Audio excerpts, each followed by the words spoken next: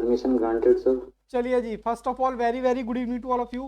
Start करते हैं आज की क्लास। आज लेक्चर नंबर हमारा 8 है। सीए फाउंडेशन अकाउंट्स की हमारी क्लास चल रही थी, जिसमें हम अकाउंटिंग प्रोसेस कर रहे थे।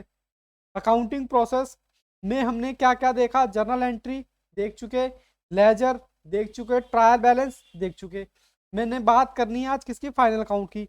और फाइनल अकाउंट में मैंने आपको बताया था 3 तरह के बिजनेसमैन होते हैं, या फॉर्म। वैसे बिजनेसमैन तो कई तरह के होते हैं।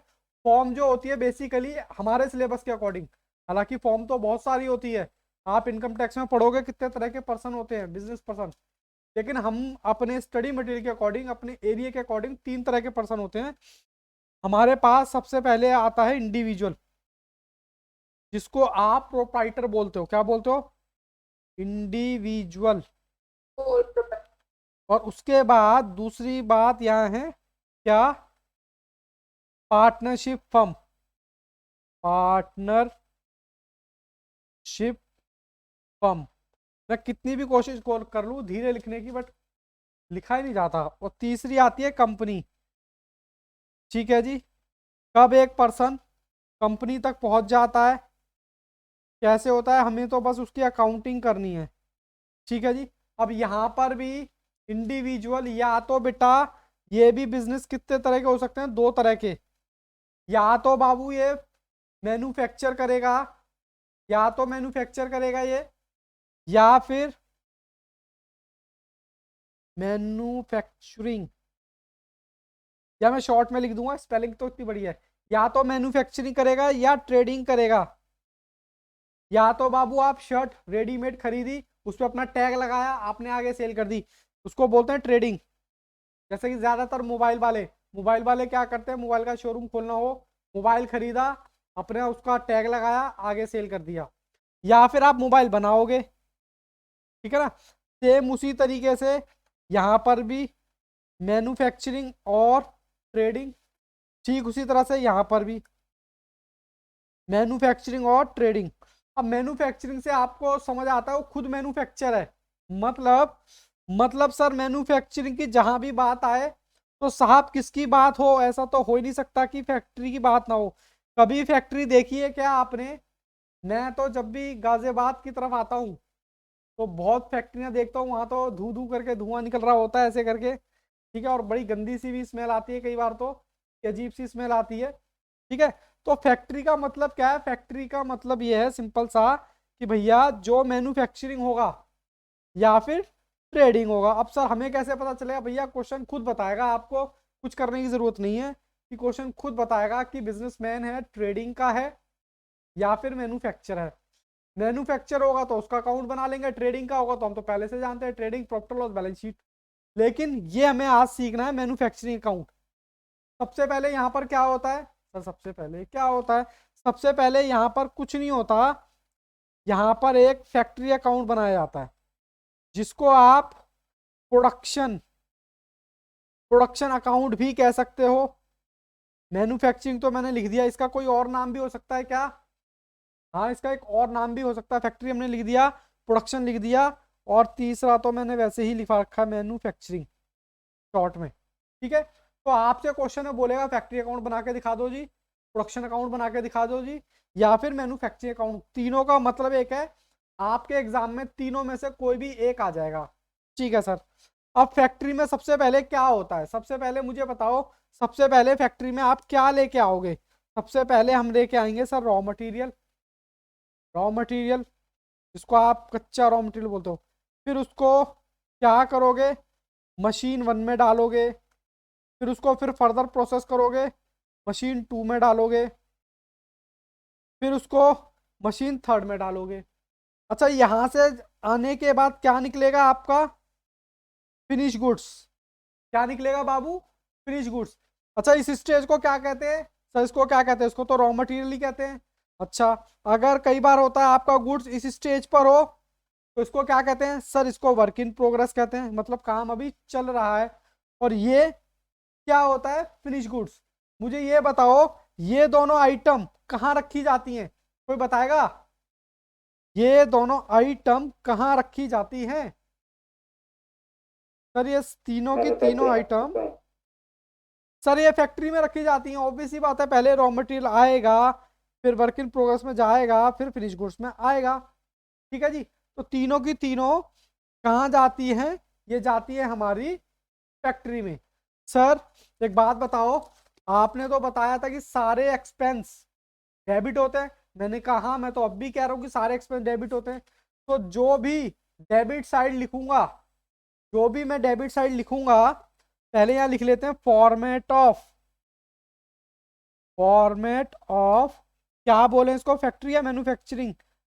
Manufacturing account. बहुत ही आसान है,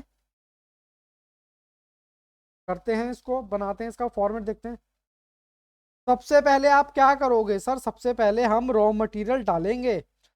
अगर रॉ मटेरियल डालोगे तो आपका क्या है वो रॉ मटेरियल, बताना जरा। सर आपके लिए खर्चा है या नहीं, मुझे जल्दी से बताओ।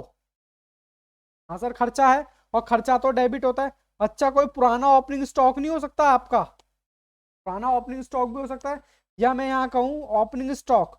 अब ओपनिंग स्टॉक बाबू किस किस चीज का हो सकता है? क्या मैं कह सकता हूँ रॉ मटेरियल का हो सकता है क्या? हाँ सर बिल्कुल हो सकता है, रॉ मटेरियल का हो सकता है। मैं कह सकता हूँ वर्क इन प्रोग्रेस का हो सकता है क्या? बोलो हाँ के ना। हो सकता है, क्यों नहीं हो सकता? सर मैं कह सकता हूँ फिनिश गुड्स का हो सकता है क्या?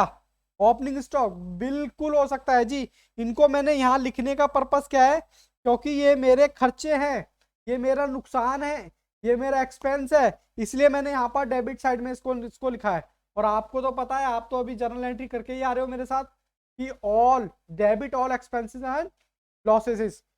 उसके बाद इनको बनाने के लिए कुछ आपको वेजेस भी देनी पड़ेंगी। अब कुछ बच्चे कहेंगे सर वेजेस हमारी मैडम ने बताया था, हम हमेशा कंफ्यूज से वेजेस और सैलरी में।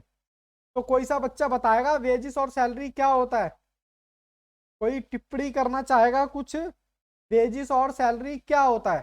सर सर वेजेस फैक्ट्री में दी जाती है, और सैलरी सर ऑफिस वर्कर्स को दी क्या जाती बात है। है, बिल्कुल बच्चे ने सही बताया। बस इसमें थोड़ा सा एड ऑन कर देते हैं। सैलरी जो दी जाती है, किसमें दी जाती है? सॉरी, वेजेस तो जो दी जाती है वो जो दी जाती है फैक्ट्री में, क्योंकि फैक्ट्री में मजदूर लगे हुए होते हैं, वो फिजिकल वर्क करते हैं, इसलिए उनको मजदूर कहा जाता है। अब देखो, मैं भी तो आपके साथ बैठ के मजदूरी कर रहा हूँ, क्या मैं फिजिकल वर्क कर रहा हूँ क्या? नहीं जी, मेरा काम मेंटली है। मतलब जो इंसान मेंटली वर्क करते हैं उनको क्या मिलती है? सैलरी मिलती है। ठीक है जी। उसके बाद एक टर्म आती है डेप्रीसिएशन। डेप्रीसिएशन नाम तो सुना होगा, और नहीं भी सुना, क्योंकि कुछ बच्चे जो होते हैं साइंस साइड से होते हैं तो उनको नाम नहीं पता। फिलहाल के लिए डेप्रीसिएशन का मतलब ये समझ लो, आप कोई भी आइटम यूज करते हो, जैसे कि मैंने ये फोन लिया था 10,000 रुपए का, क्या आज की डेट में आप खरीदोगे इसको? मैं कह रहा हूँ ले लो ना 10,000 रुपए का, क्या दिक्कत है? सर ऐसे कैसे, 3-4 साल आपने चला लिया और अब इसकी कीमत 10,000 थोड़ी रहेगी। तो इसकी जो एक्चुअल कीमत थी और इसकी आज की जो वैल्यू में जितना भी डिफरेंस आ रहा है बाबू, उसको क्या बोलते हैं? डेप्रीशिएशन। डेप्रीशिएशन ऑन मशीन, क्योंकि मशीन आपकी कहाँ होती है? सर फैक्ट्री में होती है। ठीक है। और भी कोई फैक्ट्री एसेट है? फैक्ट्री एसेट, वो एसेट यहां नहीं आएगी, उसका डेप्रीशिएशन आएगा। क्या आएगा? फैक्ट्री का कोई भी एसेट है, फर्नीचर अगर आपका फैक्ट्री में, हालांकि फर्नीचर कम रखा होता है, फैक्ट्री में नहीं होता फर्नीचर, लेकिन फिर भी मान के चलो, हमें तो जो क्वेश्चन कहेगा वो हम कर देंगे।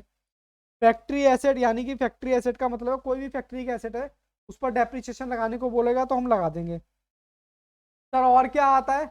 और बाबू कोई भी फैक्ट्री एक्सपेंस, कोई भी फैक्ट्री एक्सपेंस जो डायरेक्टली रिलेटेड टू दा हो, किससे? प्रोडक्ट से। Okay sir. या फिर आप परचेज भी तो कर सकते हो, रॉ मटेरियल परचेज। ये मैं क्या अकाउंट बना रहा हूँ? ये मैं मैन्युफैक्चरिंग अकाउंट बना रहा हूँ। ठीक है। लगभग ये सेम ही है ट्रेडिंग की तरह, लेकिन फिर भी हम फर्स्ट टाइम कर रहे हैं।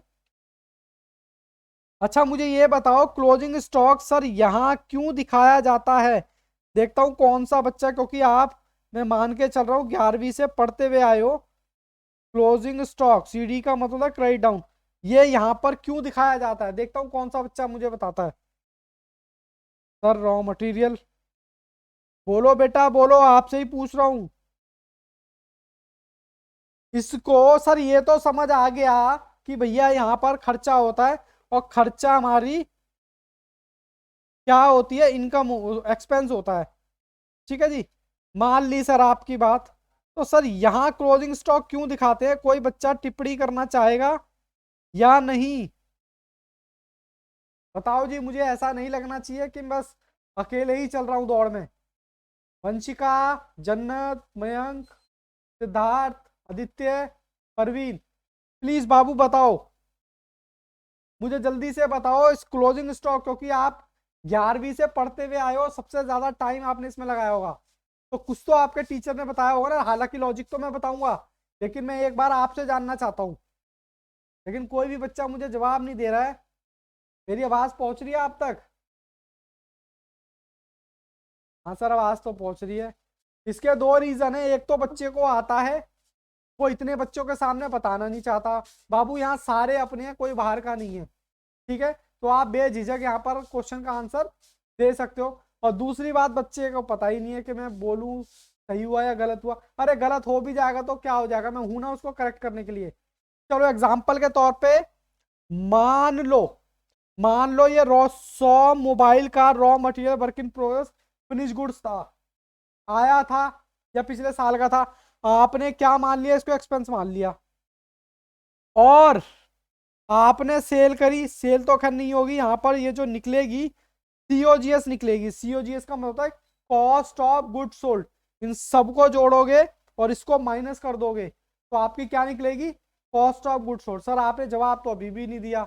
मान लो 100 मोबाइल का रॉ मटेरियल यहाँ पे आया, ठीक है, और मान लो मेरे 80 मोबाइल तैयार हो गए, रेडी टू यूज, और मान लो 20 अभी बाकी हैं। तो अब भी क्वेश्चन वहीं पर है कि ये 20 मोबाइल क्रेडिट क्यों किए। 20 मोबाइल क्रेडिट बाबू इसलिए किए क्योंकि मैंने खर्चा यहाँ कितने का बुक किया है सर, 100 मोबाइल का, यानी 100 रुपए का आपने खर्चा बुक कर लिया। तैयार कितने हुए सर, 80 हुए। लेकिन अभी भी आपने 20 रुपए का खर्चा ज्यादा बुक कर रखा है किसी पार्टिकुलर पीरियड में, क्योंकि ये तो अभी तैयार ही नहीं हुए ना, रॉ मटेरियल पड़ा हुआ वर्क इन प्रोग्रेस है। इसीलिए इसका रीजन होता है कि भैया आपने ज्यादा डेबिट कर रखा है। इसको दूसरी भाषा में भी समझ सकते हैं, आपने मोमोज खा लिए 100 रुपए के, मतलब मम्मी ने 100 रुपए आपको दे दिया मोमोज खाने के लिए, आपने सिर्फ 80 रुपए के मोमोज खाए। तो खर्चा कितना हुआ, आप ये थोड़ी कहोगे 100 रुपए का खर्चा हो गया जी, कहाँ से हुआ 100 रुपए का खर्चा, नहीं, खर्चा 80। अब आप कहोगे सर इसको यहाँ इसी में से माइनस कर दो, तो चाहे तो माइनस कर दो, चाहे तो यहाँ दिखा दो। लेकिन हम क्या करते हैं, यहाँ पर दिखाते हैं, क्योंकि ज्यादातर किताबों में यहीं पर दिखाया हुआ होता है। लेकिन अब आपका इंस्टीट्यूट तो इंस्टीट्यूट है, कोई या तो कभी यहाँ दिखा देगा, कभी इसमें से माइनस कर देगा। तो हमें कौन सा पैटर्न अप्लाई करना है, आपको यहीं दिखाना है ताकि कंफ्यूजन ना रहे। आई थिंक ये वैलिड, मैंने इसका वैलिड आपको आंसर दिया या नहीं? हाँ सर बिल्कुल ठीक है, बिल्कुल वैलिड दिया है। अब उसके बाद यहां से आपकी क्या निकलेगी, सीओजीएस। सीओजीएस कहाँ जाएगी सर, यहां से प्रोडक्ट बनकर कहाँ जाएगा, आप अपनी फैक्ट्री से प्रोडक्ट तैयार करके कहाँ भेजते हो? देखता हूं कौन सा बच्चा जवाब देता है। बताओ जी बताओ, सर दिखाई नहीं दे रहा। फैक्ट्री से आप अपना प्रोडक्ट किस पर देते हो, आप देते हो शॉप पर, आप बनाते हो गोडाउन पर। और इस शॉप को बेटा और कुछ नहीं बोलते, गोडाउन और शॉप को क्या बोलते हैं, ट्रेडिंग। ठीक है जी, क्या बोलते हैं, ट्रेडिंग। तो चलो उसका भी फॉर्मेट बना लेते हैं। लो जी लो बनाओ, वैसे इसकी ज़रूरत नहीं है, लेकिन फिर भी हमारे रजिस्टर में सारी चीज़ें अच्छे से नोट डाउन हो तो हमें सही रहता है एग्ज़ाम टाइम में। अब कुछ बच्चे तो बोर हो रहे होंगे, मुझे पता है कि सर ये तो हमें आता है। मैंने कहा कोई बात नहीं, आता है तो अच्छी बात है, लेकिन यहाँ पर कई कभी कभी बच्चे फंस भी जाते हैं, और मैं अभी ये प्रूफ करूंगा आने वाली क्लास में जब क्वेश्चन कराऊंगा। आपको लगेगा पता नहीं चल क्या रहा है। तो सबसे पहले यहाँ पर ओपनिंग स्टॉक हो सकता है क्या, बोलो जी, ओपनिंग स्टॉक हो सकता है। अब आप कहोगे किसका, अरे भाई फिनिश गुड्स का। क्योंकि यहां से दूसरे कलर से लिखते हैं, यहां से ये जो, कहाँ गया जी, ये गया, यहाँ से जो तैयार होगा ये आएगा तो शॉप में ही ना, आपकी शॉप में। हो सकता है पहले से हो, या हो सकता है इसी साल आया हो। यहाँ आप लिखो COGS, ये COGS कोई सी नहीं है, बल्कि यही वाली है जो आपकी फैक्ट्री से आपकी दुकान में आ रहा है। अब इसमें भी कुछ खर्चे हो सकते हैं, कुछ एक्सपेंस हो सकते हैं, बोलो हाँ के ना। हाँ सर हो सकते हैं। अब हम क्या करेंगे बाबू, सेल करेंगे, सिंपल सी बात है, सेल करेंगे। और क्लोजिंग स्टॉक भी तो बच सकता है, किसका सर, फिनिश गुड्स का। ठीक है जी, हाँ सर। अब आपको ना कंफ्यूजन हो गई होगी सर, क्या कंफ्यूजन हो गई होगी, आपको कंफ्यूजन ये हो गई होगी सर, यहाँ भी फिनिश गुड्स, यहाँ भी फिनिश गुड्स, यहाँ भी, तो ये कौन से फिनिश गुड्स हैं बाबू, ये रॉ मटेरियल से रिलेटेड फिनिश गुड्स है। आप इसको यहाँ से काट दो ताकि आपको याद रहे फिनिश गुड्स कहाँ आएगा। ये मैं जानबूझ के कटवा रहा हूँ क्योंकि काटी हुई चीज हमें हमेशा याद रहेगी कि सर ने यहाँ से कटवा दिया था। तो ऐसे ही लाइन मार देना, क्योंकि फिनिश गुड्स आपका कहाँ पे आएगा, यहाँ पर, opening stock of finish goods और closing stock of finish goods. तो सर फिर यहाँ क्या आएगा भैया, ये हमारी फैक्ट्री है, ठीक है सर, और ये क्या है, ये हमारी शॉप है, ये हमारा गोडाउन है। ठीक है जी, तो ये आपका यहाँ आ गया। सर कोई लॉस वगैरह हो जाए तो क्या करेंगे हम, मैंने कहा कुछ लॉस हो जाए तो उसको भी यहाँ दिखाना है। अब नॉर्मल लॉस, ठीक है जी, यहां से बाबू जो भी निकलेगा GP या ग्रॉस लॉस, इसको मैंने इसलिए कराया ताकि आप थोड़ा पहले से करके भी आए हो, इसीलिए मैं ज्यादा टाइम नहीं लगा रहा हूं उसमें, बट फिर भी आप एक बार इसको देख लो। कोई चीज में दिक्कत है तो मुझे बताओ, जल्दी से बताओ। हाँ जी, एबनॉर्मल लॉस क्या होता है, एबनॉर्मल लॉस? एबनॉर्मल लॉस कौन से बच्चे ने पूछा? ओके, प्रवीण कुमार ने पूछा। बाबू सबसे पहले एक मूवी देखी है आपने, धमाल? हवाई जहाज के उतारने से पहले हवाई जहाज चढ़ाने के बारे में हमें पढ़ना चाहिए। तो यहाँ पर अबनॉर्मल लॉस का बताने से पहले हमें समझना चाहिए लॉस क्या होता है। लॉस का मतलब होता है बाबू नुकसान, इसको हिंदी में बोलते हैं हानि, यानी किसी से रिलेटेड नुकसान हो सकता है। अब नुकसान जो होते हैं वो दो तरह के होते हैं। अब नॉर्मल तो मैं बाद में बताऊंगा, पहले नॉर्मल लॉस क्या होता है। नॉर्मल लॉस वो होता है जो किसी भी बिजनेस के नेचर में आप उसको रोक नहीं सकते, वो होना ही होना है। सर जैसे कि जब मैं छोटा था तो मैं थोड़ा सा आटा लेके आता था, ठीक है, और रास्ते में मान लो अगर 1 किलो आटा लेके आया तो 50 ग्राम गिराता हुआ आता था ये, और मैं पक्का मेरे पे पिटाई भी लगती थी। तो वो क्या है कि भैया अगर इसको नगेंद्र को भेजा आटा लाने के लिए तो ये डेफिनेटली 50 ग्राम तो गिरा के ही आएगा। तो वो नॉर्मल सी बात है। मतलब अगर इसको किसी काम के लिए भेजा, मतलब मैं ये कहना चाहता हूँ आपको, नॉर्मल लॉस बाबू वो होता है जिसको आप रोक नहीं सकते।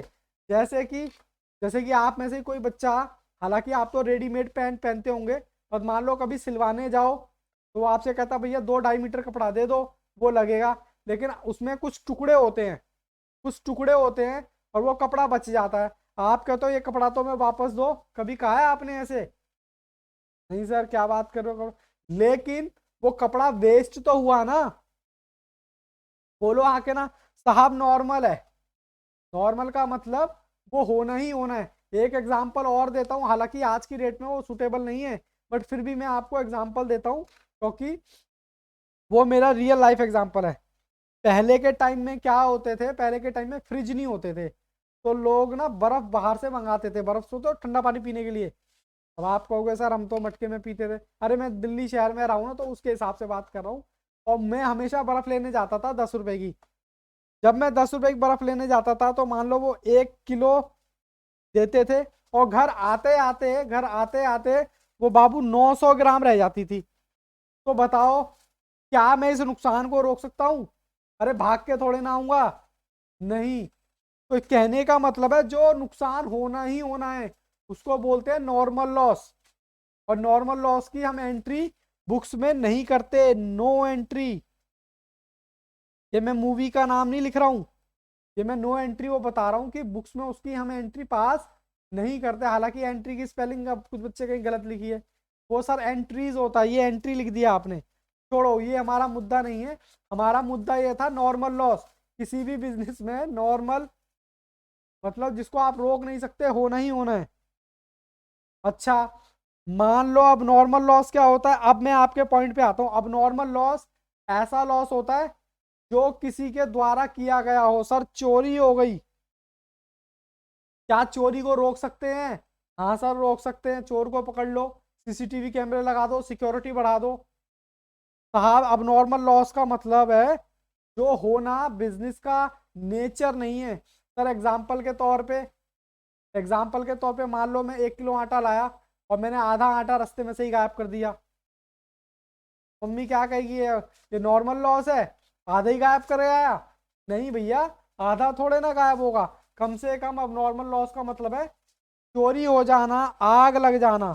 अब आग लग जाना नॉर्मल बात नहीं है, समझ रहे हो? चोरी हो जाना, आग लग जाना नॉर्मल बात नहीं है।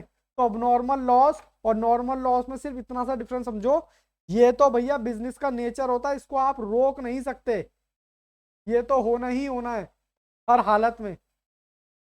और ये अब नॉर्मल लॉस, इसकी हम अकाउंटिंग करते हैं क्योंकि भैया ये किसी के वजह से होता है, किसी कारण होता है। ठीक है, इसकी अकाउंटिंग एंट्री हम सीखेंगे अभी आगे। तो पहले मुझे ये बताओ, सबसे पहले फैक्ट्री अकाउंट में क्या क्या आएगा, वो आपको कुछ समझ आया या नहीं? ठीक है, क्योंकि अभी जब हम क्वेश्चन करेंगे तो मकर जाल सा बनेगा और आपको ये चीज आइडेंटिफाई करनी पड़ेंगी कि फैक्ट्री में क्या आएगा और ट्रेडिंग में क्या आएगा। ठीक है ना? अब मैं कुछ नोट्स भी लिखा दूं क्या? हाँ सर लिखा दो। सब पहले वाला एक बार शो कराओगे आप हाँ पेपर? बिल्कुल शो कराएंगे। पहले वाला कौन सा बाबू? ये? हाँ सर, मुझे नोट करना है, ये थोड़ा सा रह गया था। हाँ नोट कर लो। ओहो, रुको मैं इसको तेज ऐसे कर लेता हूँ। बस अपना रजिस्टर मेंटेन करके चलना, बाकी सब कुछ मुझ पे छोड़ दो, टेंशन सर ये देने का। आपने क्या लिखा है? To depreciation on ML. Depreciation on machinery, okay MC sir, लिख सॉरी। दिया मैंने, मशीनरी। मशीन। और फैक्ट्री एसेट ओके। पर डेप्रिसिएशन, या फिर इसको कर लो डेप्रिसिएशन, ऊपर लिख लेना डेप्रिसिएशन ऑन फैक्ट्री एसेट, ये ठीक रहेगा। और बाकी फैक्ट्री एक्सपेंसेस को फटाफट से उतारो, जल्दी से उतारो। और कौन सा बच्चा रह गया है उतारने के लिए? ठीक है जी, आज हम अपना प्रैक्टिकल भी करेंगे क्वेश्चन में, क्लास में।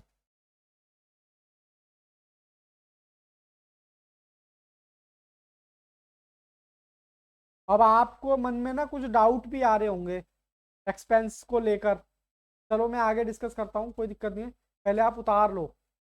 और बेटा बैठ के सोए ना प्लीज। सर इसमें हम ये लिखते हैं बाय क्लोजिंग स्टॉक, आपने सीडी स्टॉक लिखा है। सीडी का दोनों मतलब में होता है से क्लोजिंग कौन- क्रेडिट डाउन, शॉर्ट में लिखता हूँ, ये लो क्लोजिंग का मतलब यही होता है। सीडी लिखूं या क्लोजिंग लिखूं? क्लोजिंग को शॉर्ट में सीडी बोलते हैं, क्रेडिट डाउन बैलेंस मतलब क्लोजिंग बैलेंस इसको बोलते हैं। ठीक है जी,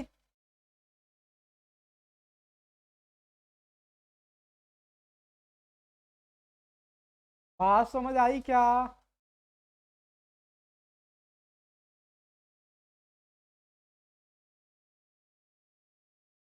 चलो आगे आगे चल सकते हैं। सिद्धार्थ कैमरा ऑन नहीं किया, चलो बाबू इसके बाद हम बनाएंगे प्रॉफिट एंड लॉस का बैलेंस। दूसरे पेन से दिखूंगा प्रॉफिट एंड लॉस का फॉर्मेट। सर ये तो हमें आता है, मैंने कहा कोई बात नहीं, फिर भी थोड़ा सा लिख लो। Profit and loss account, profit and loss का अकाउंट मतलब ऐसा अकाउंट देखो अगर कोई आपसे पूछे भाई प्रोडक्ट बनाकर बेच रहे हो उस पे कितना प्रॉफिट हो रहा है, तो आप पहले तो ट्रेडिंग वो बनाओगे फैक्ट्री अकाउंट, फिर उसको ट्रेडिंग बना के दिखाओगे। लेकिन अगर वो आपसे पूछ ले भाई बिजनेस में कितना हो रहा है, प्रोडक्ट में नहीं पूरे बिजनेस में, तो भैया बिजनेस में तो और भी खर्चे होते हैं, जिसको आप बोल यहाँ पर आएगा आपका ग्रॉस प्रॉफिट। ठीक है, और अगर लॉस हुआ तो ग्रॉस लॉस। ठीक है जी, हाँ सर। यहाँ इसके अलावा जितने भी मैं क्या लिख रहा हूं, मैं लिख रहा हूं इनडायरेक्ट एक्सपेंस। अब मन में फिर डाउट आएगा सर इनडायरेक्ट एक्सपेंस क्या होता है, और मैं फिर बोलूंगा कि हवाई जहाज उतारने से पहले हवाई जहाज को चढ़ाना सीखना चाहिए। ठीक है ना, तो अब इनडायरेक्ट एक्सपेंस बताने से पहले मैं पहले ये बताऊंगा कि सर डायरेक्ट एक्सपेंस क्या होते हैं। कुछ पूछना है मयंक? पूछो बाबू, पूछो क्या पूछना है। नहीं सर। कुछ नहीं पूछना, चलो जी। इनडायरेक्ट का क्या मतलब है, पहले डायरेक्ट का बता देता हूं। भैया डायरेक्ट एक्सपेंस वो खर्चा होता है जो डायरेक्ट आइडेंटिफाई हो जाए प्रोडक्ट बनाने से रिलेटेड। सर जैसे कि, चलो जैसे कि मैंने अपने घर पार्टी रखी, कितने बच्चे हैं यहाँ पर, मान लो 10 बच्चे हैं, अपने घर पे पार्टी रखी और 10 समोसे मंगाए, और एक बच्चे पर मेरा कितना खर्चा हुआ बता सकते हो? सर खाने पीने की बातें कर रहे हो, भूख लग रही है, शाम का टाइम है, चाय पीने का टाइम है। चलो कोई बात नहीं, मुझे बताओ जल्दी से बताओ। मैंने अपने घर में 10 बच्चों को इनवाइट किया और सबको एक एक समोसा खिलाया, क्या वो समोसे की कॉस्ट मेरे को बता सकते हो, एक बच्चे पर कितना खर्चा हुआ? सर इसमें कौन सी बड़ी बात है, एक समोसे का प्राइस बता दो, एक एक समोसे का खर्चा आया सब पे। बोलो हाँ के ना। जन्नत कैमरा ऑन करो बाबू, वंशिका कैमरा ऑन करो, वेरी गुड, बता सकते हो। अब मैंने 10 बच्चों के लिए 10 समोसे मंगाए और एक पर एक केचप की बोतल मंगा दी, और इतने नालायक थे कि पूरी साफ कर गए। आप बता सकते हो किसने एक केचप का खर्चा कितना आएगा? मतलब पर स्टूडेंट पूछ रहा हूं मैं आपसे। समोसा तो आपने बोल दिया सर एक एक एक एक, ठीक है, बता ऐसा खर्चा जो डायरेक्टली आइडेंटिफाई हो जाए उसको बोलते हैं क्या? उसको बोलते हैं डायरेक्ट एक्सपेंस। यानी ऐसा खर्चा जो डायरेक्टली आइडेंटिफाई हो जाए किससे, प्रोडक्ट से related, उसको तो बोलता है डायरेक्ट। हालांकि जब आप इंटर में आओगे तो वहां पर एक सब्जेक्ट आया कॉस्ट अकाउंटिंग, तो वहां पर इसके साथ कुछ और कंडीशन भी जुड़ी हुई है कि भैया डायरेक्ट किसको बोलेंगे, डायरेक्ट किसको बोलेंगे। तो यहाँ पर डिस्कस करना वो ठीक नहीं है, बट इतना समझ लो डायरेक्ट कौन सा होता है, इनडायरेक्ट कौन सा होता है। डायरेक्ट का मतलब वो होता है जिसको डायरेक्टली आइडेंटिफाई कर सकते हो रिलेटेड टू द प्रोडक्शन, जैसे कि मैंने एग्जांपल दिया किसका, समोसे का। और इनडायरेक्ट एक्सपेंस ऐसा खर्चा होता है जो डायरेक्टली प्रोडक्ट से रिलेटेड नहीं होता है। ठीक है जी, अब वो एक्सपेंस कुछ भी हो सकते हैं, कुछ लॉस हो गया तो वो भी आ जाएगा, लॉसेस या लॉस। ठीक है, और अदर एक्सपेंस, अदर एक्सपेंस, अगर यहां पर कुछ इनकम है, कुछ इनकम है तो वो यहां आ जाएगी। ठीक है जी, और इसको अकाउंट को आप बंद करोगे, बंद करोगे जी, बंद करोगे तो आपका या तो निकलेगा एनपी या निकलेगा नेट लॉस।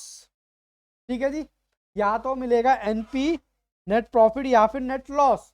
अब ये क्या करेगा भैया, यहाँ पर एक पर्सन है वो बिजनेस चला रहा है, उसने बिजनेस चला रहा है, फैक्ट्री वाला है, तो फैक्ट्री अकाउंट बनाओगे, फिर वो अपनी दुकान में भेजेगा, मतलब ट्रेडिंग में भेजेगा। ट्रेडिंग में भेजने के बाद वहां पर भी कुछ आइटमें आएंगी, वहां से ग्रॉस प्रॉफिट या ग्रॉस लॉस निकालोगे, फिर प्रॉफिट और लॉस बनाओगे, फिर यहाँ से जो भी निकलेगा उसको आप ट्रांसफर करोगे उसकी कैपिटल अकाउंट में। अब मैं बात करता हूं बैलेंस शीट की। पहले मुझे बताओ कौन से बच्चे को नहीं पता कि बैलेंस शीट, बैलेंस शीट क्या होती है? चलो जी स्टार्ट करते हैं यहां से। मैं आपको बोल रहा था बैलेंस शीट क्या होती है, कोई ऐसा बच्चा जिसको ये ना पता हो सर बैलेंस शीट क्या होती है, सर बताओ ना। मैंने कहा ठीक है बता देता हूँ बैलेंस शीट। कोई ऐसा बच्चा जिसको ना पता हो कि बैलेंस शीट, मुझे पता है आपको कुछ चीज़ें बोर लग रही हैं, बट फिर भी बाबू मुझे मुझे तो आपका रजिस्टर मेंटेन करना है। और जब हम फाइनल अकाउंट करेंगे ना अभी, तब उसमें क्वेश्चन में फंस जाओगे। क्या हुआ, कुछ दिक्कत हुई क्या? जन्नत, ओके। बाबू क्या होता है, ट्रायल बैलेंस तक तो आपकी कहानी आपको पता ही है, ठीक है।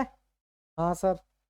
अब ट्रायल बैलेंस में ही कुछ चीज़ें हटकर ट्रेडिंग में जाएंगी, कुछ चीज़ें मैन्युफैक्चरिंग में जाएंगी, और यहाँ से ही प्रॉफिट लॉस में जाएंगी।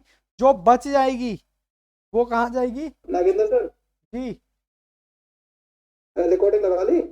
हाँ सर, रिकॉर्डिंग लगा ली, मैं रिकॉर्डिंग तो झट से लगा लेता हूँ। ठीक है, लगाते रहना, मैं याद नहीं रहता मुझे बताने का ना। ठीक है सर। ठीक, ओके। एक बार मेरे को डाउट हो गया, अब हाँ नहीं लगा रखी है सर।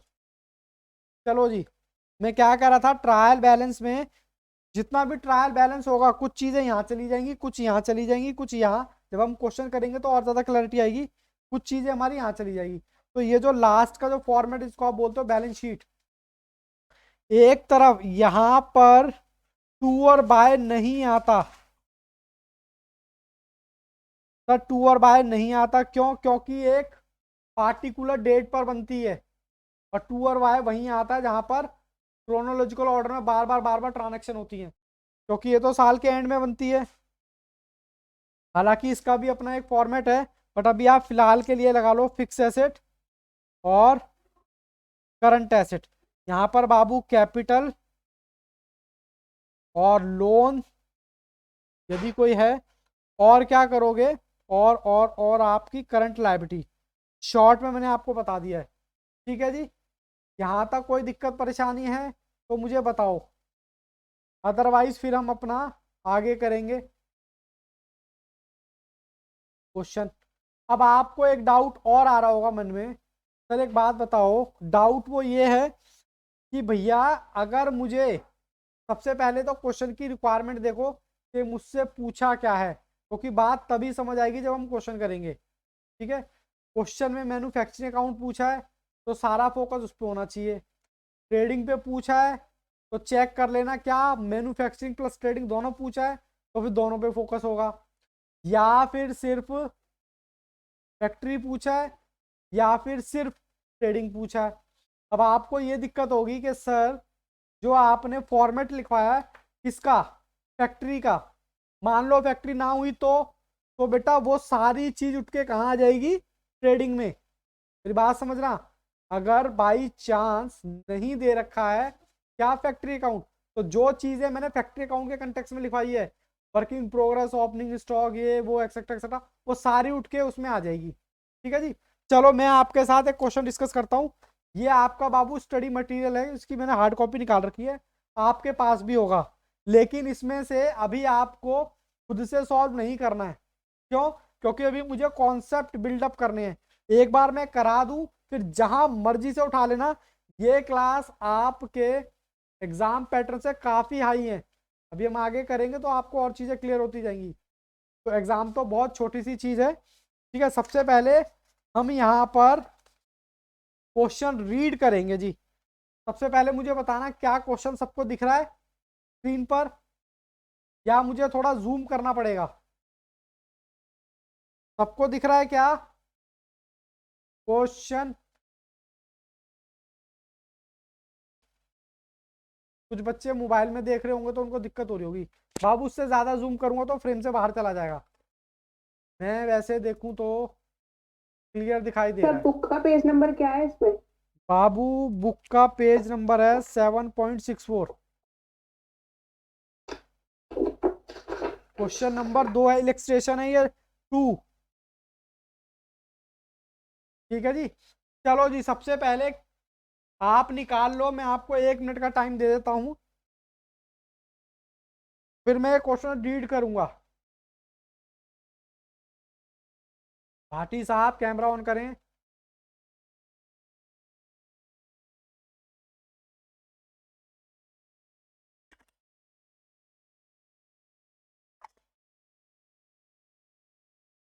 कैमरा ऑन नहीं करेंगे। चलें जी, रीड करूं क्या?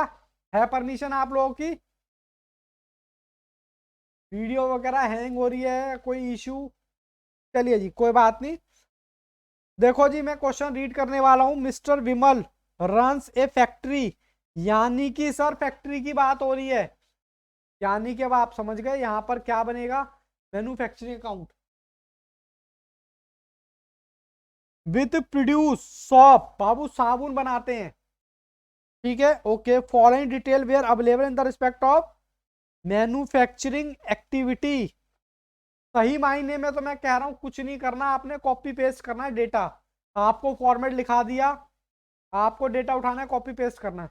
लेकिन मैंने एक चीज आपको नहीं लिखवाई है, क्या? यहां पर आपको यूनिट दे रखी है। क्या दे रखी है जी? यूनिट। तो बस एक कॉलम हमारा एक्स्ट्रा बन जाएगा और कुछ नहीं है, ठीक है जी, ओके। कहता ओपनिंग वर्क इन प्रोग्रेस इतनी, क्लोजिंग वर्क इन प्रोग्रेस इतनी, opening stock of raw material इतना, क्लोजिंग रॉ मटेरियल ऑफ इतना, परचेज इतनी, ओके।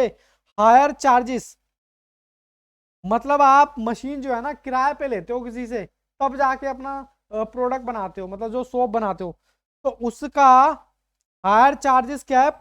60 पैसे पर यूनिट। तो आपको ये तो पता होना चाहिए ना कि कितनी यूनिट बनाई हमने।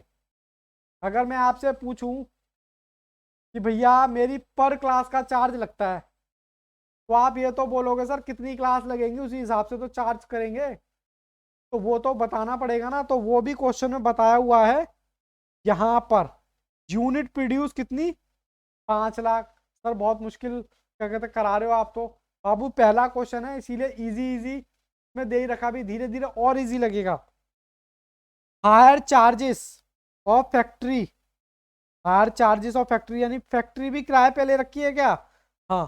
कहता है डायरेक्ट वेजेस कॉन्ट्रैक्टेड, आपने कॉन्ट्रैक्ट कर रखा होगा लेबर से, तो वो कह रहा है 80 पैसे तो कह रहा है मैन्युफैक्चर है यूनिट के। लेकिन अगर कोई यूनिट आप रात को या शाम को, जैसे लेबर क्या होती है 8 घंटा काम करती है, बोलो करती है कि नहीं करती? 8 घंटा काम करती है। अब जो 8वां घंटा जो चल रहा होगा, जरूरी थोड़ा ना है कि वो यूनिट पूरी ही करके जाए। तो हम कहते हैं भाई लेबर टेंशन मत ले, जो तू आधी यूनिट बना के जाएगा ना, इसको आप ऐसे समझो बेटा, अगर पूरी शर्ट बना दी तो तुझे मिलेंगे 80 पैसे। सर 80 पैसे एक शर्ट के, मान लो एग्जाम्पल है, 80 पैसे मिलेंगे एक शर्ट के। लेकिन अगर तूने काट छाट के कपड़ा भी रख दिया ना, तो हम उसको वर्क इन प्रोग्रेस कहेंगे, उसके हम तेरे को देंगे कितने? 40 पैसे। अब आप कहोगे सर पता तो होना चाहिए कितना बचा हुआ है, यानी कितनी यूनिट वर्क इन प्रोग्रेस में है। हाँ सर, वो तो हमें दे रखी है, वर्क इन प्रोग्रेस में क्लोजिंग यूनिट, ठीक है सर, ये भी दे रखी है। उसके बाद क्लोजिंग वर्क इन प्रोग्रेस, ठीक है, वो भी दे रखा है। कहां पर? ये रहा। फिर कह रहा है रिपेयर एंड मेंटेनेंस। अब आपके मन में एक डाउट आ रहा होगा, सर रिपेयर और मेंटेनेंस तो वैसे तो फैक्ट्री में ही होती है, लेकिन ये क्वेश्चन स्पेसिफिकली किसका है? मैन्युफैक्चरिंग का। मान लो इसमें ट्रेडिंग भी होता, तो साहब आपको कैसे पता चलेगा कि कौन सा खर्चा ट्रेडिंग में जाएगा, कौन सा फैक्ट्री में जाएगा? सही बात है ना भाई। मान लो वेजिस तो सर हमारी टीचर ने सिखाया था ट्रेडिंग में आएगी, सिखाया था नहीं सिखाया था? और मैंने यहाँ सिखा दिया किसमें, किसमें? फैक्ट्री अकाउंट में। तो सर आपकी सुने या मैडम की सुने? अरे भैया दोनों ही सही है। दोनों कैसे सही है? क्वेश्चन आपको खुद बताएगा वेजिस कहाँ की है, क्योंकि हम तो अकाउंटेंट आदमी, हमें तो आप बताओगे ना कि कौन सी आइटम कहाँ की है। चलिए जी, आपसे कह रहा है prepared manufacturing account of mister Vimal, year ended 31 मार्च। बाबू आपको सब कुछ आता है, मैं यहाँ पर सिर्फ आपके लिए किस लिए हूँ? एक तो प्रेजेंटेशन के लिए हूँ, और आपको अपने कॉन्सेप्ट डेवलप करने के लिए हूँ। क्योंकि एक बार सीए फाउंडेशन आप पास हो गए, और मान लो आपके कॉन्सेप्ट डेवलप ना हो पाए, मान लो किसी बच्चे को भगवान ना करे ऐसा हो, जनरल एंट्री में दिक्कत है, तो वो क्या करेगा? इंटर में पहुंच चुका है, जनरल एंट्री में दिक्कत है। अब जनरल एंट्री में दिक्कत है तो हर जगह फंसेगा, रियल लाइफ में भी फंसेगा, फाइनल में भी फंसेगा, हर जगह फंसता हुआ चला जाएगा। तो आप फाइनल में क्या जनरल एंट्री उठा के देखोगे, जनरल एंट्री सीखोगे? तो वहां पर आपके सीनियर कहेंगे "हे, देखो इसको तो जनरल एंट्री भी नहीं आती, चार्टर्ड अकाउंटेंट बन के आ गया"। तो कहने का मतलब ये है, जिसको जब जो चीज जिस टाइम सीखनी चाहिए उसको बाबू उसी टाइम सीख लेना चाहिए, उसी में ही भलाई होती है। ठीक है ना? एक बात बताओ, आप 11th 12th पास करके आ रहे हो, आईसीआई को ये पेपर लेने की जरूरत क्या है? इसका मतलब उसको आपकी मार्कशीट पर डाउट है या आपकी नॉलेज पर डाउट है? बोलो हाँ के ना। भाई आईसीआई आपका फाउंडेशन का एग्जाम क्यों ले रहा है? अभी आप में से ही किसी के 90% हो गए, 95% हो गए। अब 90 या 95% वाला बच्चा बेवकूफ तो होगा नहीं, नालायक तो होगा नहीं, सिंपल सी बात है। लेकिन डॉक्यूमेंट यही प्रूव कर रहा है you are very intelligent. But CA कहता है कि भैया हमें कुछ उससे कुछ अलग हटके चाहिए, हम एग्जाम लेंगे, उसमें से देखेंगे कौन कौन इस लायक है जो सीए करना चाहे। ठीक है जी, चलिए जी, मैं यहाँ पर आपको बताता हूँ कि ये क्वेश्चन कैसे करना है, और आप भी मेरे साथ कॉपी और पेन निकाल के साथ साथ करेंगे। ठीक है जी, चलो मैं फ्रेश पेज ले लेता हूँ, आप भी मेरे साथ करो, मैं भी करूंगा। क्वेश्चन नंबर या यहाँ लिख लेता हूँ इलस्ट्रेशन। इलस्ट्रेशन कितनी है? यहाँ पर 2 है। किसका? ICAI study material. चलिए जी, स्टडी मटेरियल का हमें क्वेश्चन कर रहे हैं इलस्ट्रेशन 2। सर जूम आउट करो, आपने तो क्वेश्चन दिखाने के चक्कर में जूम कर दिया था। चलो जी, फॉर्मेट बनाओ। सबसे पहले इसका नाम क्या है? विमल। यहां बेटा ऊपर लिखो इन द बुक्स ऑफ विमल। ठीक है, विमल के बाद हमने क्या करना है? Manufacturing account, manufacturing account year ended. Year ended कितना है इसका? 31/3/2020। ठीक है जी, बस और जूम आउट करते नहीं, अब ठीक है। चलो जी, चलो जी, चलो चलो जी, चलो। राइटिंग से वैसे फर्क पड़ता है या नहीं पड़ता? राइटिंग जैसी मर्जी हो, कंटेंट सही होना चाहिए। ठीक है बाबू, यूनिट का कॉलम भी बनेगा इधर।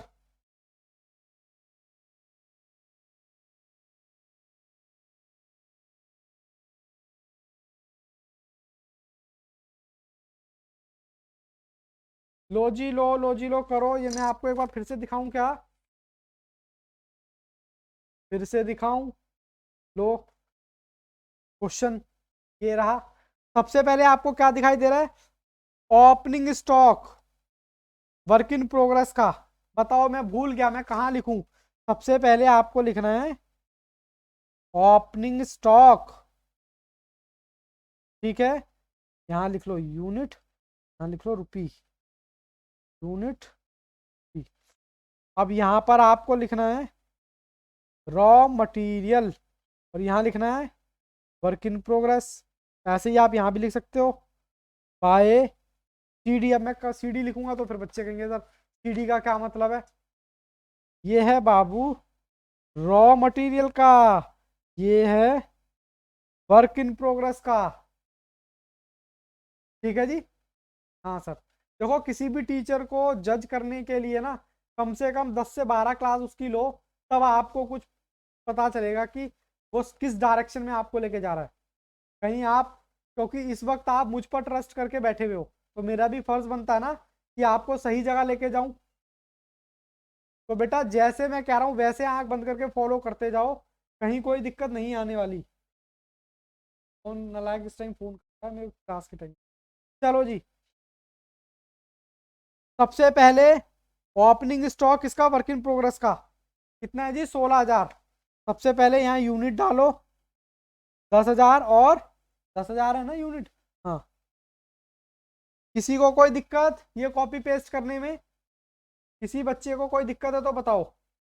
सर नहीं। क्लोजिंग में कितनी है? क्लोजिंग में कितनी है सर?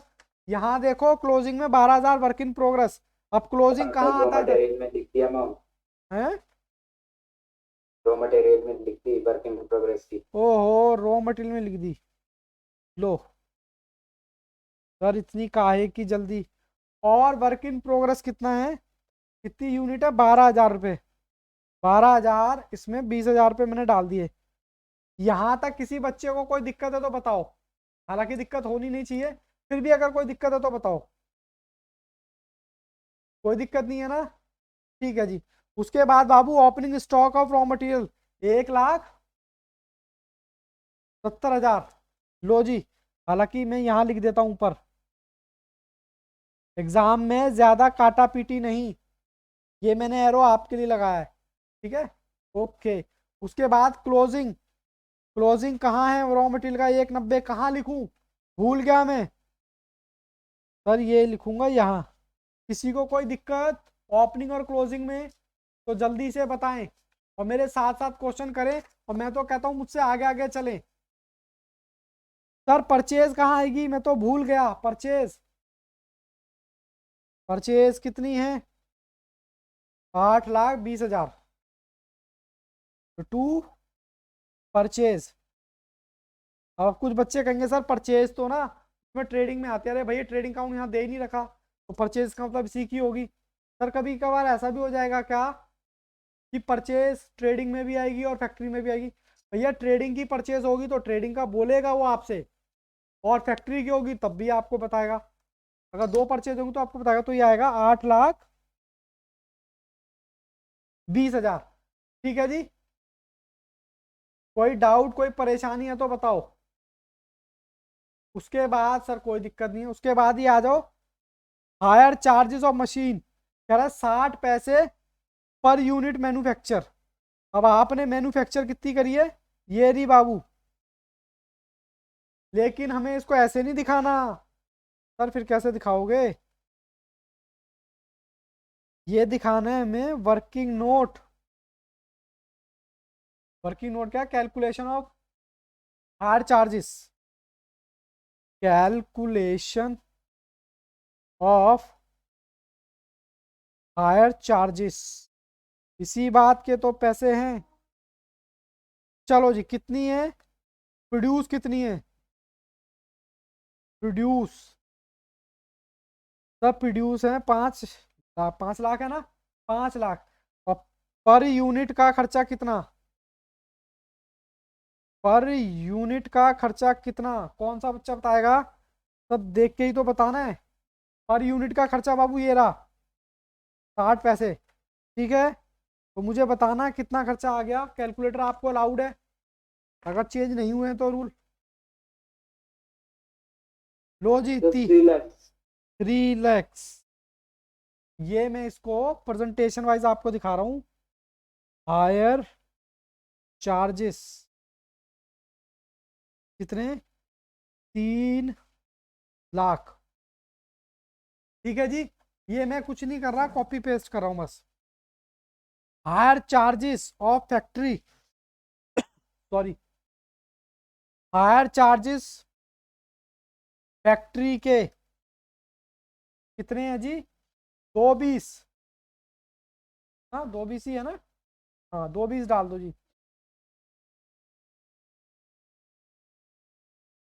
आप मुझसे आगे आगे चलो। उसके बाद closing work in progress, closing work in progress कोई बताएगा कितनी है।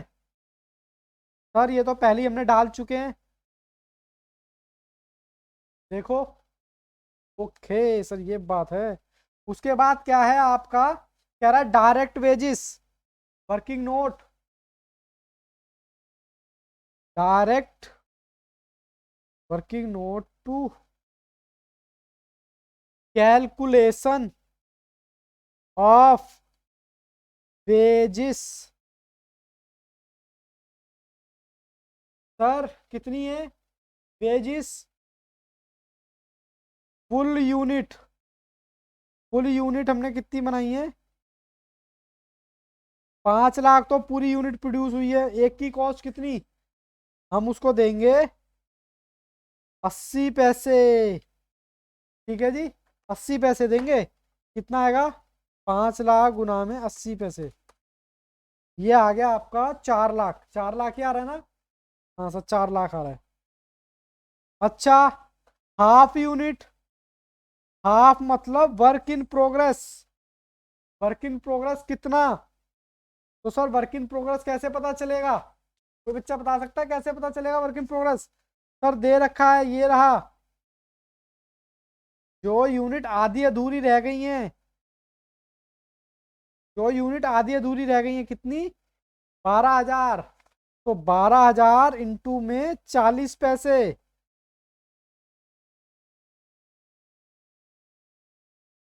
12,000 इंटू में 40 पैसे, कितना आ गया 4800। 4800 ही आ रहा है क्या, इसका बाबू टोटल करो, 4,48,00 आ गया टोटल। इसको मैं डाल दूं क्या फैक्ट्री अकाउंट में? बिल्कुल आराम से करो, चिल मार के, कोई जल्दबाजी नहीं है, ये सीए का पेपर है दोस्त, बिल्कुल आराम से रिलैक्स मोड में, ये मत समझो कि इतना टाइम लग रहा है। फैक्ट्री का एक बार बता दो कैसे आया, कौन सा बाबू? हायर चार्जेस फैक्ट्री का।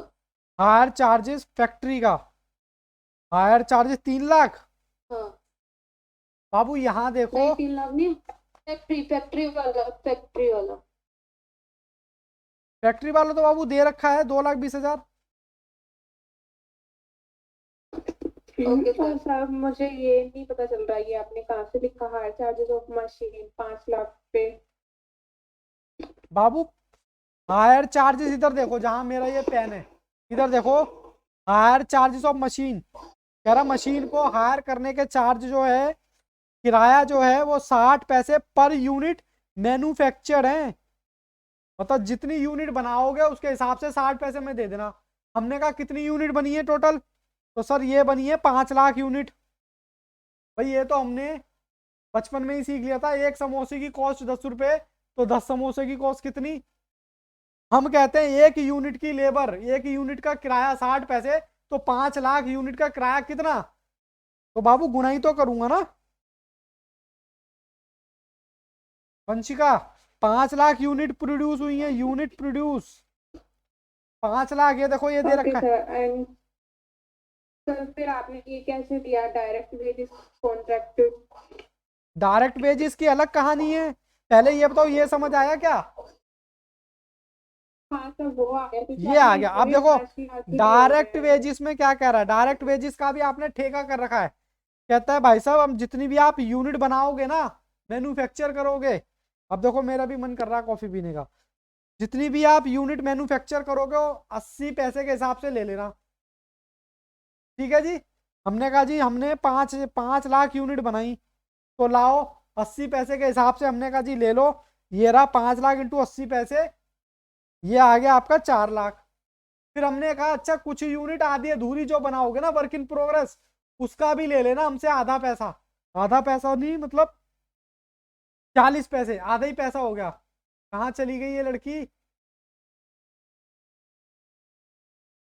और किसी बच्चे को कोई दिक्कत है, परेशानी है इसमें, तो प्लीज बेटा बताएं, और किसी बच्चे को दिक्कत है, दिक्कत है?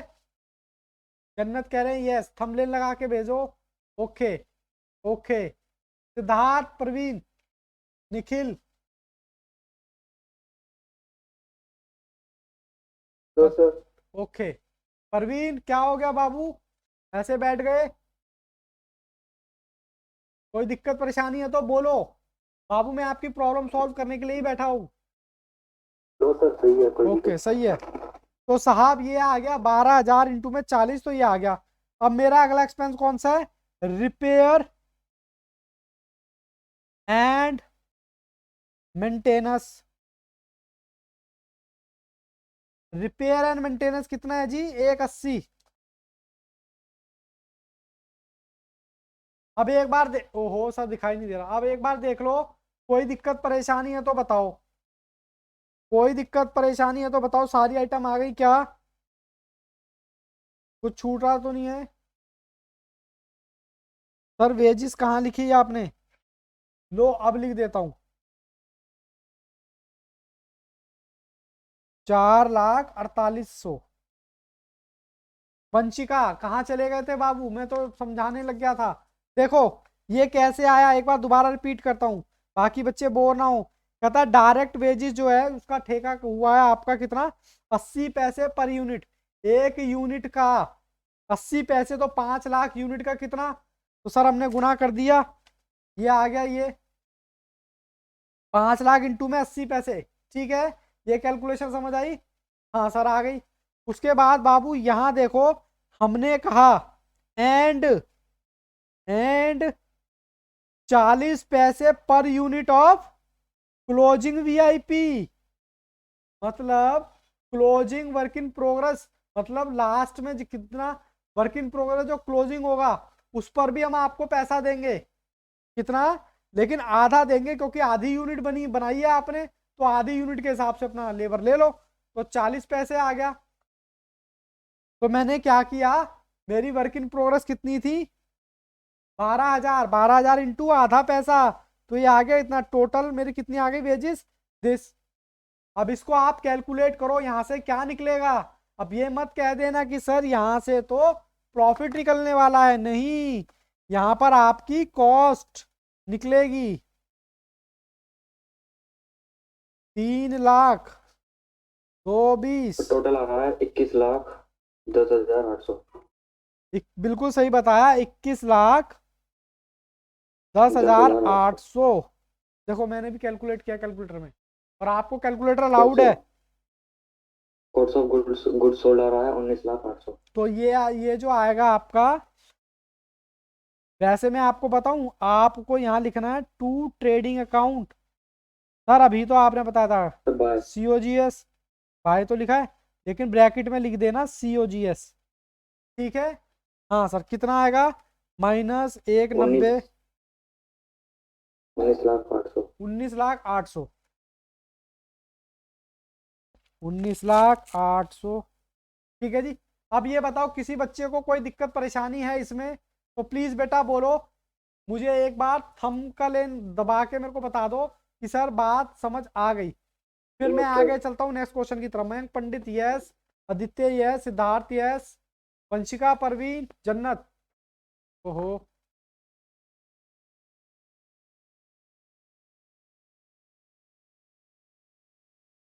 सभी बच्चों का यस आ चुका है।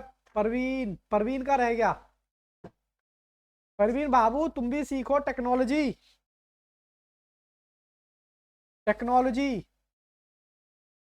ओके, हाँ ऐसे ही दिखा दिया करो। ठीक है, बट इसका ठीक है जी। चलो मैं अब आपको आगे लेके चलता हूँ, आपके स्टडी मटेरियल का ही क्वेश्चन कराने वाला हूँ, इलस्ट्रेशन। अब आ जाओ आप इलस्ट्रेशन नंबर 1। क्या हुआ सिद्धार्थ, कोई डाउट है बाबू? क्लासेस वैसे कितने बजे तक क्लास चलेगी? कितने बजे तक बाबू? क्लास का टाइम 7 से 8:30 बजे का है, और मुझे पता है आप ऑलरेडी थके हुए होते हो, बट बाबू कम से कम 1.5 घंटा तो इनपुट चाहिए ही चाहिए मुझे। आपका सिलेबस भी तो पहाड़ की तरह है, वो भी तो खत्म करना है ना, और विद प्रैक्टिस खत्म कर रहा हूँ, भगाना भी नहीं है, बिल्कुल आराम से रिलैक्स मोड में। तो कम से कम बाबू 1.5 घंटे की आदत तो आपको डालनी ही पड़ेगी। चलो अब इलस्ट्रेशन नंबर 1 पे आ जाओ, देखता हूं कौन सा बच्चा पहले करके दिखाता है। ये मैंने आपको दिया है होमवर्क, कहता है 1000 unit were produce in factory. 1000 unit आप सर जूम कर दो ना, मैंने कहा लो जूम कर देता हूं। 1 लाख यूनिट, 1000 नहीं है सॉरी, 1 लाख यूनिट प्रोड्यूस हो रही फैक्ट्री में। पर यूनिट का मटीरियल 10 रुपए, पर यूनिट की लेबर 5 रुपए। A part of it was agree to pay royalty. अब कुछ बच्चे कहेंगे रॉयल्टी क्या होता है? मटेरियल समझ आता है, लेबर समझ आता है। मटेरियल मतलब जो उसमें फिजिकल मटेरियल रखना है, लेबर मतलब जो उसको बनाने के लिए। सर ये रॉयल्टी क्या है? ये रॉयल्टी नहीं, किसने मूवी देखी है टार्जन द वंडर कार, मेरे पापा की कार, सबने दे रखी है। वहां पर एक वर्ड आया था, इस कार के डिजाइन को किसी जापानीज कंपनी को बेच देते हैं और जिंदगी भर बैठ के रॉयल्टी खाएंगे, कुछ ऐसा डायलॉग होता है ना, और वो वर्ड यूज करता है रॉयल्टी। रॉयल्टी का मतलब होता है बाबू अपने राइट्स किसी और को यूज करने के लिए देना। जैसे यहाँ पर मैं आपको थोड़ा बताता हूँ, अभी जो कार आ रही हैं, अब आने वाले टाइम में जितनी भी कारें आएंगी सारी की सारी इलेक्ट्रॉनिक कारें आएंगी।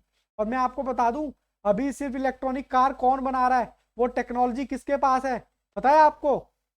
सर अभी जो कार आ रही है इलेक्ट्रॉनिक, उसकी टेक्नोलॉजी अभी फिलहाल सिर्फ टाटा के पास है। मतलब सिर्फ रतन टाटा ही बना रहे हैं इलेक्ट्रॉनिक कार। लेकिन जब मार्केट में इलेक्ट्रॉनिक कार का चलन आ जाएगा, फैशन में आ जाएंगी, तो बाकी कंपनियों की सेल अपने आप कम हो जाएगी।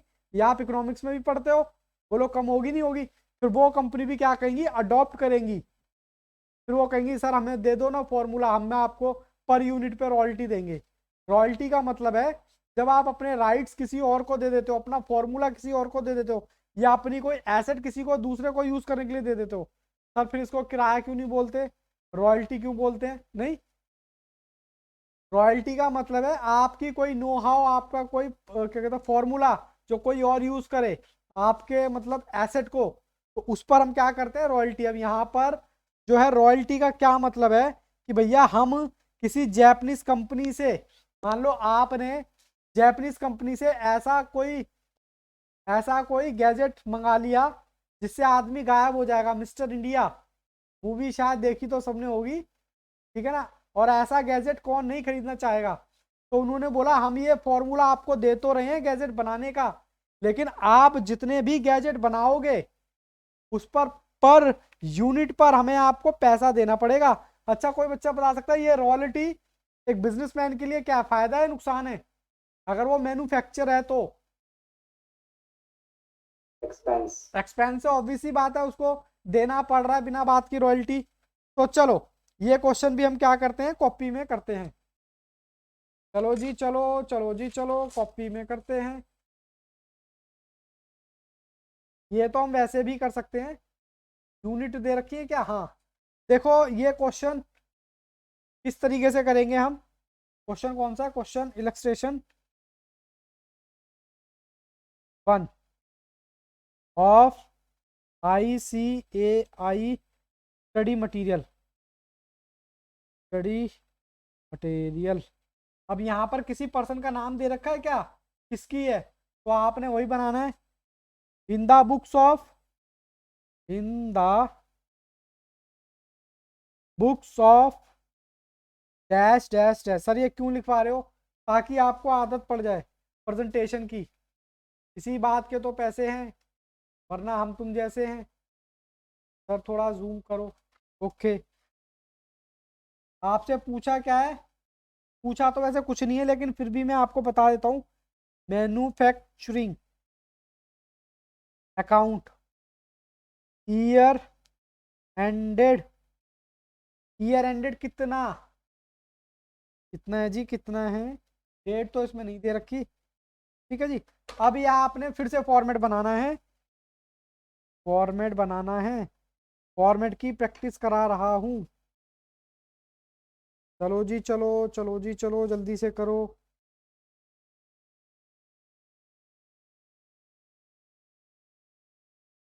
सर ये दूसरा कॉलम किस लिए, अरे भाई यूनिट भी तो दे रखी है। अच्छा सर ये बात है, और क्या होगा, यहाँ तो आपका पार्टिकुलर आता ही है।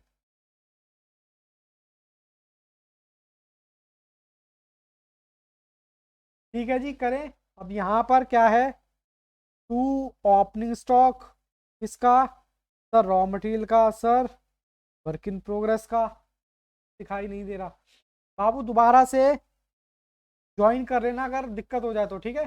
सबसे पहले क्या, मटेरियल परचेज किया, परचेज, परचेज में क्या आएगा, मटेरियल। तो आप इसको एक काम करो, वर्किंग नोट में दिखाओ, वर्किंग नोट, मटेरियल कितना बताना जरा, 1 लाख यूनिट बनाई है, और एक की कॉस्ट कितनी, सीधा सीधा आ गया जी ये तो, कितना, 10 लाख। तो मैं यहाँ पर लिख सकता हूँ 1 लाख यूनिट है, हाँ 1 लाख यूनिट इंटू में 10, तो ये आ गया सीधा सीधा 10 लाख। ठीक है जी। हालांकि आप सिंपल तरीके से कर सकते हो, बट मैं जैसे सिखा रहा हूँ आप वैसे वैसे करते जाइए। उसके बाद लेबर के नाम पे हमारे पास क्या है, वेजिस। लेबर, लेबर भी कितनी है, 1 लाख यूनिट पर कितने रुपए की लेबर है, 5 रुपए की लेबर है। कितनी, 5 लाख। तो यहाँ क्या आएगा, 2 वेजिस, 1 लाख और 5। ठीक है जी, कितना हो गया जी, 5 लाख। और बताओ, रॉयल्टी, रॉयल्टी यहाँ भी लिख लो। रॉयल्टी 3 मिनट रह गए हैं, फिर हम आगे करेंगे। 1 लाख यूनिट पर कितनी रॉयल्टी है सर, 3 रुपए की रॉयल्टी है। तो 3 लाख सीधा सीधा आ गया। सर बहुत मुश्किल क्वेश्चन करा रहे हो आप तो बाबू, धीरे धीरे आपका लेवल बढ़ेगा। ठीक है जी, 3 लाख हो गए। उसके बाद क्या करना है, उसके बाद अकाउंट क्लोज। और तो कुछ वर्क इन प्रोग्रेस वगैरह तो इसमें है नहीं, फिर भी CD raw material work in progress, वो तो कुछ है नहीं। बताना बाबू कितना आएगा। 18 ओहो, लाख। ये तो 18 नहीं, ये तो 18 आएगा। ये यूनिट दोबारा मत डालना इसमें, ठीक है, वरना यूनिट कहोगे सर यूनिट तो 1 लाख है, 3 लाख कैसे होगी। 18 लाख, 18 लाख। तो यहाँ क्या लिखूं, COGS या ट्रेडिंग, नहीं सर आपने तो ट्रेडिंग बताया है। ट्रेडिंग। ट्रेडिंग ब्रैकेट में क्या लिखना है, ब्रैकेट में लिखना है COGS। कितनी बैलेंस फिगर आ गई, 18 ही आ गई। कितनी यूनिट की, 1 लाख यूनिट की। ठीक है जी। अब किसी बच्चे को कोई दिक्कत है तो बताओ, किसी बच्चे को इन 2 क्वेश्चनों में दिक्कत है तो बताओ प्लीज। परवीन का क्या बात है, परवीन ने भी टेक्नोलॉजी सीख, यस आ रहा है। अभी दोबारा से आप रीज्वाइन कर लेना, ठीक है। अभी मुझे एक क्वेश्चन और कराना है, थक तो नहीं गए आप लोग। सिद्धार्थ ने कैमरा ऑन नहीं किया, सर नहीं थके, अपने घर पे बैठे हैं, कॉफी पी रहे हैं।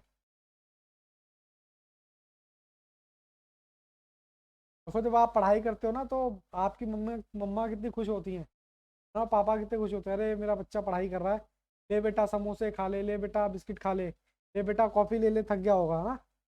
ऐसा होता है क्योंकि आप बड़ा काम कर रहे हो, सर पढ़ाई कर रहे हैं, इसमें भी कोई ये बड़ा काम क्या होता है। अरे भाई जिस कोर्स के लिए आप जा रहे हो कोर्स तो बड़ा है ना। यहाँ तक कोई दिक्कत परेशानी है तो बताओ, फिर हम चलते हैं आगे। आगे हमें कौन सा क्वेश्चन करना है, कहाँ गया जी क्वेश्चन, क्या,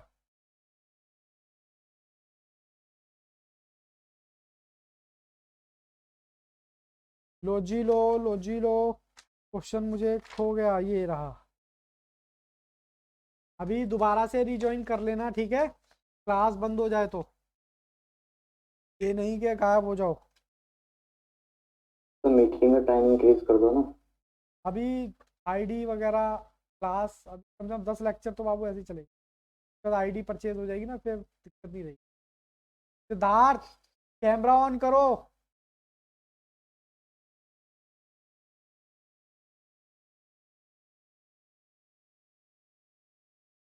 चलो जी,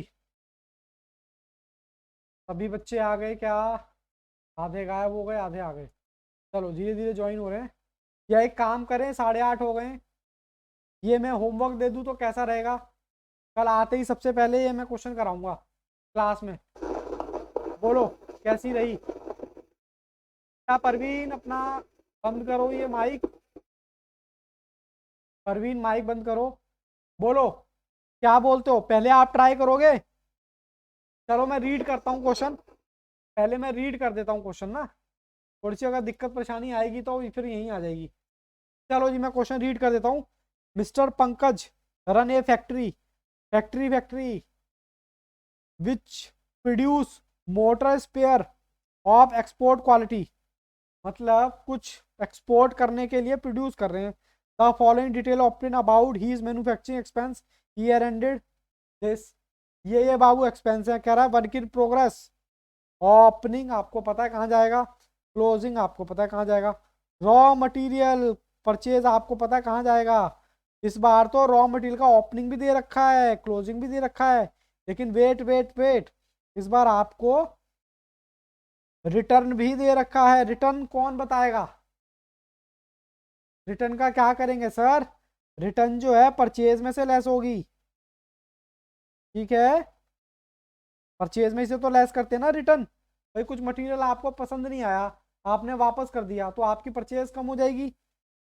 उसके बाद इनडायरेक्ट मटेरियल। अब इसमें पहले देख लेते हैं पूछा क्या है आपसे। आपसे बहुत ही आसान पूछा, you are required the manufacturing account. बस जी बस, खत्म हो गया मैन्युफैक्चरिंग अकाउंट। उसके बाद खाली इसका मतलब इनडायरेक्ट मटेरियल कौन सा एक्सपेंस है? ये भी आपका एक्सपेंस है मैन्युफैक्चरिंग का। डायरेक्ट वेजेस और इनडायरेक्ट वेजेस, रॉयल्टी वही थी, रिपेयर मेंटेनेंस, अच्छा depreciation on factory shade. Shades का मतलब कुछ डाइस वगैरह होती हैं, ठीक है, उसका डेप्रीशिएशन है। अच्छा मुझे ये बताना, depreciation of plant and machinery, plant and machinery कहाँ होती है? जल्दी से बताओ। प्लांट एंड मशीनरी कहाँ होती है? फैक्ट्री में होती है। इसका मतलब है सर कॉपी पेस्ट करना है और कुछ नहीं करना सिवाय एक चीज के, बाय प्रोडक्ट सेलिंग प्राइस कितना। सर ये क्या बीमारी आ गई अब? पूरा क्वेश्चन सही था अगर ये चीज ना, अगर मैं इसको इतना छुपा लूं तो इतना क्वेश्चन तो आप कर ही सकते हो, डेटा कॉपी पेस्ट ही तो करना है। इतने क्वेश्चन में किसी को कोई दिक्कत है तो बताओ, इसके बारे में तो मैं अभी बताऊंगा। इतने क्वेश्चन में किसी को सर भारी हो रहा हो कि सर पता नहीं क्या लगे पड़े हो अपने आप ही मैन्युफैक्चरिंग अकाउंट, तो बताओ। भयंकर यस। सर ये परचेज का ओपनिंग क्लोजिंग ये कैसे? परचेज का ओपनिंग क्लोजिंग, यस सर, मतलब बाबू ये परचेज का ओपनिंग क्लोजिंग नहीं है ये। अच्छा ये हमारा रॉ मटेरियल हम कहाँ दिखाते थे? हम दिखाते थे ना ऐसे, ओपनिंग स्टॉक ऑफ ऐसे करते थे, रॉ मटेरियल का ओपनिंग स्टॉक और वर्क इन प्रोग्रेस, ऐसे ही तो करते थे। तो ये इसी का पार्ट है, मतलब इसको हम कैसे करेंगे? ऐसे करेंगे, देखो ये रहा सर, जूम आउट करो, ओपनिंग ओपनिंग स्टॉक, क्या कहते हैं, रॉ मटेरियल और वर्क इन प्रोग्रेस। परचेज में से बस आपने रिटर्न माइनस करनी है, अदरवाइज मैं कल कराऊंगा ये क्वेश्चन, ठीक है। अब जरा बाय प्रोडक्ट और सेलिंग प्रोडक्ट के बारे में थोड़ा डिस्कशन हो जाए। नहीं, ये पूरा क्वेश्चन बिल्कुल सेम है, प्रीवियस की तरह कुछ नहीं करना, डेटा कॉपी पेस्ट करना है। मैं चाहता हूं पहले आप ट्राई करो, लेकिन इसके बारे में थोड़ा सा बताऊंगा, तभी आप अपने आप आंसर दे दोगे। Sir by product, sir zoom out करो, कौन सा बच्चा भागा, गायब हुआ, आउट करो। By product, by product, sir ये होता क्या है? किसी ने घर में मम्मी को, मम्मी को क्या सर, आगे क्या, मम्मी को घी निकालते हुए देखा है? सर घी किस में से निकलता है? कौन बताएगा घी किससे बनता है? सर घी बनता है दूध से।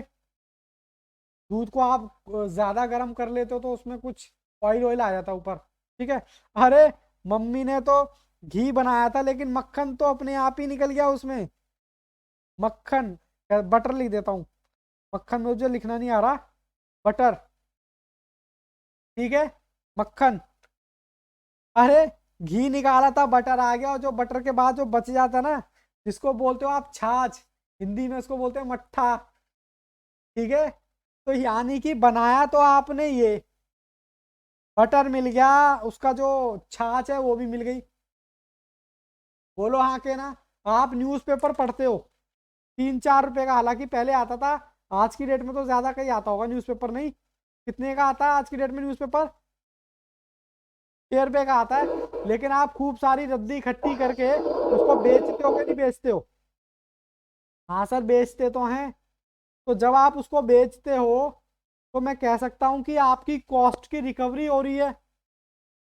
भैया आपने, मैं आपसे कहता हूँ 6 रुपए का आपने न्यूज़पेपर लिया, ठीक है, और मान लो 1 रुपए का वो बिक भी गया रद्दी के भाव, तो आपकी कॉस्ट कितनी पड़ी उसकी, मतलब न्यूज़पेपर की कॉस्ट आप कहोगे सर 5 रुपए। यानी कि आपने कुछ बनाया था, किसकी फैक्ट्री है आपकी, आप मोटर कार की फैक्ट्री बना रहे थे, लेकिन उससे कुछ अलग चीज बन गई। कई बार होता ना, जैसे मैंने घी बनाने की सोच रहा था, लेकिन घी तो बना ही बना, साथ में बटर भी बन गया। अब आप बटर कोई मार्केट में बेच सकते हो, मट्ठा भी बन गया, तो कहीं ना कहीं मैं कह सकता हूँ कि आपकी घी बनाने की कॉस्ट इनसे कम हो रही है। बोलो ना भाई, घी बनाने में कितना दूध लगेगा। फिर ये 2 प्रोडक्ट और बन गए, इसको अलग बेचो मार्केट में, इसको अलग बेचो। कुल मिला के मैं ये कहना चाहता हूँ, बाय प्रोडक्ट ऐसा प्रोडक्ट होता है, अब जैसे कि आपने पेट्रोल का नाम तो सुना ही होगा, सभी यूज भी करते हैं, पर नाम सुनने वाली क्या बात है, हम सभी यूज करते हैं, गाड़ियां चलती हैं। जो पेट्रोल होता है ना, वो बाबू रिफाइंड करके आपके पास आता है। क्या करके आता है? रिफाइंड करके आता है पेट्रोल। उससे पहले उसमें नेचुरल गैस भी निकलती है, उसको रिफाइंड करते तो डीजल भी निकलता है, फिर उसको रिफाइंड करते हैं तो उसमें क्या कहते हैं, कैरोसिन, जिसको आप मिट्टी का तेल बोलते हो, कैरोसिन, और उसको और रिफाइंड कर देता है, कोई और केमिकल निकल आता है। तो यानी कि कहने का मतलब है, वो बेसिकली हो क्या रहा है, बेसिकली नए नए प्रोडक्ट निकल के आ रहे हैं। वो प्रोडक्ट करेंगे क्या, जो आपका मेन प्रोडक्ट है उसकी कॉस्ट कम कर देंगे। बस मैं ये कहना चाहता हूँ, जैसे कि आपने 6 रुपए का न्यूज़पेपर खरीदा, रद्दी में वो 1 रुपए का चला गया, तो आपकी कॉस्ट कम हो गई। तो सर इसको क्या करेंगे, हम इसको क्या करेंगे, हम इसको क्या करेंगे, इसको बाय, अब यहाँ क्या लिखा हुआ है आप पढ़ो, by product at selling price. मतलब बाय प्रोडक्ट का मतलब तो आप समझ गए ना, उससे मिलता जुलता कोई नया प्रोडक्ट निकल गया, जिसको आपने मार्केट में बेचा तो 20,000 का बिक गया। तो मुझे ये बताओ, फायदा है या नुकसान है?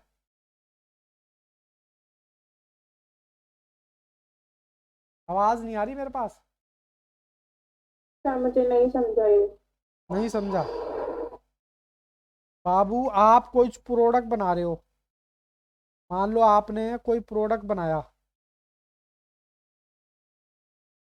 मान लो आपने में मिल्क लेके आए, ठीक है, मिल्क की कॉस्ट पड़ी आपकी 10,000 रुपए की, ठीक है। नॉर्मल सी बात सोचना, अब इस मिल्क से आपको क्या बनाना है सर, आपको बनाना है घी, अमूल का घी।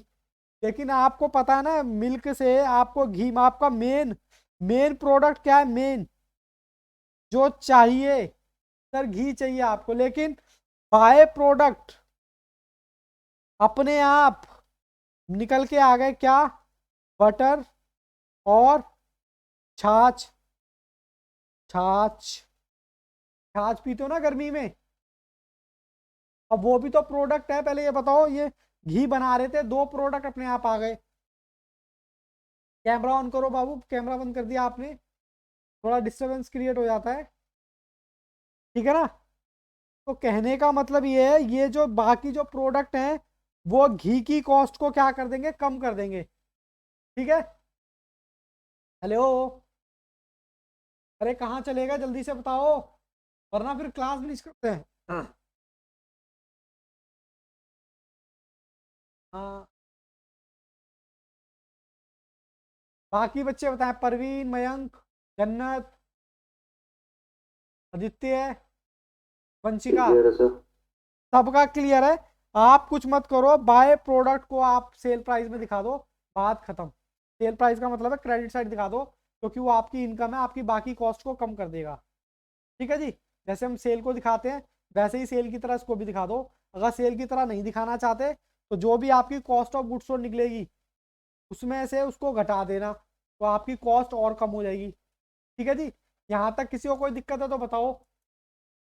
ये क्वेश्चन मैं आपको होमवर्क दे रहा हूँ, कल मैं आते ही ये क्वेश्चन कराऊंगा, और कल की क्लास बहुत ज्यादा इंपॉर्टेंट होने वाली है। क्यों? क्योंकि एडजस्टमेंट मैं कराने वाला हूँ, और एडजस्टमेंट में बहुत दिक्कत होती है बच्चों को, क्योंकि उस टाइम पे हमें रटाई जाती हैं चीज़ें, ठीक है। तो चलो मैं ज़रा रिकॉर्ड ऑनलाइन वालों की क्लास खत्म कर देता हूँ, फिर कोई डाउट हो तो पूछ लेना, ठीक है। चलो जी, ऑनलाइन वालों आपकी क्लास खत्म, all the best, take care, goodbye, bye.